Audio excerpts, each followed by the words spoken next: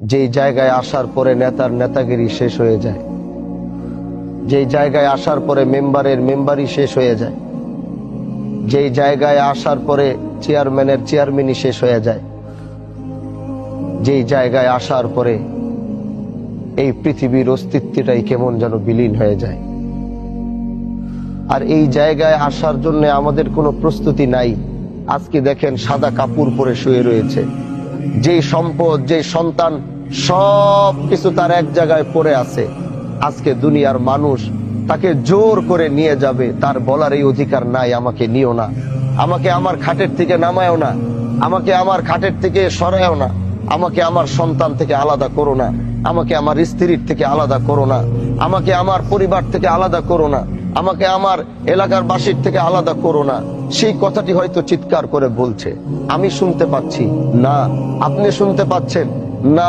সে বুঝতেছে তাকে শেষ বিদায় দিচ্ছে, সে এখনো বুঝতেছে সে খাটিয়ায় শুয়ে আছে, এখন তার বিশ্বাস এখনো হচ্ছে না সে মারা গেছে। সে এখনো মনে করছে যে আমি স্বপ্নের ভিতরে দেখছি, একটু পরে আমার ঘুম ভাঙলে দেখবো আমি আমার ঘরের ভিতরে বসে আছি। তাকে যখন একটু পরে কবরে রাখা হবে, এই কবরে যখন তাকে রাখার পরে একটু পরে যখন কবর থেকে তার সন্তান, তার আত্মীয় স্বজনরা লাফ দিয়ে উঠে যাবে, তখনও সে মনে করবে আমি স্বপ্ন দেখছি। কারণ মাঝে মাঝে এমন এক স্বপ্ন আসে, ওই স্বপ্নের মধ্যে মনে হয় আমি মরে গেছি। হুট করে ঘুম ভাঙার পরে মনে হয় যে না, আমি মরি নাই, আমি জীবিত আছি, আমি বেঁচে আছি। তিনি এখনো লাশের খাটিয়ায় সাদা কাপড় পরে শোয়া। সে দেখছে এলাকার সবাই তার জানা যায়, কিন্তু সে মনে করছে না, আমি বেঁচে আছি, ঘুম ভাঙবে তো দেখবো আমি দুনিয়ার সামনে। আজকে তাকে কবরে রেখে যখন কবর থেকে উঠা হবে, তখনও সে মনে করবে আমি জীবিত আছি, একটু পর আমার ঘুম ভাঙবে, দেখবো আমি দুনিয়াতে আছি। একটু পর ওই কবরের ভিতরে বাঁশ কাটা হয়েছে, বাঁশগুলো ওখানে রেডি, ওখানে হোগলার পাতা রাখা হয়েছে, হোগলা রাখা হয়েছে। একটু পরে বাঁশগুলো লাগানো শুরু করবে। পৃথিবীর আলোটা কেমন যেন আস্তে আস্তে অন্ধকার হওয়া শুরু হবে, পৃথিবীর আলোটা অন্ধকার হবে। সে দেখছে যে তার কবরটা কেমন যেন, পৃথিবীর আলোটা কেমন যেন বিদায় নিচ্ছে, কবরটা কেমন যেন অন্ধকার হয়ে যাচ্ছে। তখনও সে মনে করবে না, আমি জীবিত আছি, একটু পর ঘুম ভাঙবে, দেখবো আমি দুনিয়াতে বেঁচে আছি। এরপরে ওই বাঁশের কুঞ্চি ফাঁকা দিয়ে একটু একটু করে আলো কবরে যাবে। দুনিয়ার মানুষ এতই নিষ্ঠুর, ওই আলোটুকু তার কবরে না যেতে যেন পারে, এজন্য উপরে কেউ কলা পাতা দিবে, না হয় কেউ হোগলা দিবে। কবরটা তখনও একটু একটু দুনিয়ার বাতাস পায়। কার কিছুক্ষণ পরেই কিছু মানুষ হাতের ভিতরে মাটি নিবে, তার সন্তান, তার আত্মীয়, তার রক্ত হাতের ভিতরে মাটি নিবে, এমন এক জায়গায় মাটি চাপা দেওয়ার জন্য এই পৃথিবী শেষ হয়ে গেল, তাকে আর কোনোদিন সেখানে পাওয়া যাবে না। অথচ সেই সন্তান, সেই পরিবারের জন্য সে কতটুকু করেছে, সেই এলাকার মানুষের জন্য কতটুকু করেছে। আজকে সবাই তাকে এমন জায়গায় যেতে বাধ্য করছে, হাতের ভিতরে মাটি নিয়ে বলবে মিনহা খলাকনাকুম ওয়া ফিহা নুঈদুকুম ওয়া মিনহা নুখরিজুকুম তারাতান উখরা। মাটিটা ফেলবে, তারপরে কিছু মানুষ এই কবরটাকে সুন্দর করে সাজাবে। একটু পর সন্তান সন্তানের দিকে হাঁটবে, আত্মীয় স্বজন আত্মীয় স্বজনের দিকে হাঁটবে। একটু পরে গোরস্থানটা খালি হবে, তখনই কিছু ফেরেশতা আসবে তার কবরে। তিনি ঘুম থেকে তখন জাগবে, জেগে তিনি বসবে। তার ঘুমটা তখন ভাঙার পরে সে বুঝতে পারবে না, আমি তো সত্যি মারা গেছি, আমি তো সত্যি ইন্তেকাল করছি।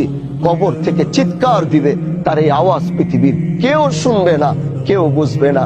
এটাই যদি দুনিয়া হয়, তাহলে আপনি কোন দুনিয়ার অহংকারীতে, কোন পায়ের আওয়াজে আপনাকে অহংকারী বানায়, কোন কথার বলে আপনি অহংকারী হন?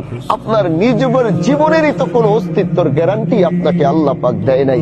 এজন্য ভাই আমার, আসো, এই জানাজায় তাড়াহুড়ো করে যাওয়ার জায়গা নয়। এই জানাজা তো বারবার এই লাশের দিকে তাকাও, বারবার এই খাটিয়ার দিকে তাকাও, বারবার এই খাটিয়ার দিকে তাকাও, এই সাদা কাপড়ের দিকে তাকাও। দেখো এই সাদা কাপড়ে কোন ধরনের সেলাই এখানে নাই। আসো আবার বারবার এই কাপড়টা ধরো, নিজের কাপড়টা ধরো, দেখবা আজকে আমার কাপড়ে সেলাই রয়েছে, আমার কাপড়ে পকেট রয়েছে, আমার পায়জামায় পকেট রয়েছে, পাঞ্জাবিতে পকেট রয়েছে, আমার এই ওয়েস্টকোটের ভিতরে পকেট রয়েছে। আসো তোমাদেরকে দেখাই, আজ যিনি কবরের দিকে রওনা হয়েছে সে কি নিতে পারছে এখান থেকে। দেখো, একটা সাদা কাপড় নিয়েছে, কিন্তু সেই সাদা কাপড়টারও কোনো রং ঢং নাই, কোনো আকার ধরন নাই, কোনো কালারিং নাই। দেখতে সুন্দর লাগবে, রং হবে, দেখতে ভালো লাগবে না, একটা একটা স্লিম সাদা কাপড় চলে যাইতেছে এখান থেকে। আসো আসো যুবক, এখান থেকে শিক্ষা নিয়ে যাও। আসেন সাদা দাড়িওয়ালা মুরব্বী চাচারা, একবার এই লাশের দিকে তাকান, বারবার তাকান, বারবার একটু দেখেন এই জায়গায়। এখানে যে আপনি আসবেন না, এটার গ্যারান্টি আপনাকে কে দিয়েছে? উনাকে কবর দিতে দিতে আরেকজন যে এখানে আসবে না, এটার গ্যারান্টি তো নাই। এজন্য মৃত্যু এমন এক জিনিস যেটার থাবায় পৃথিবীর অস্তিত্ব হিলে যায়।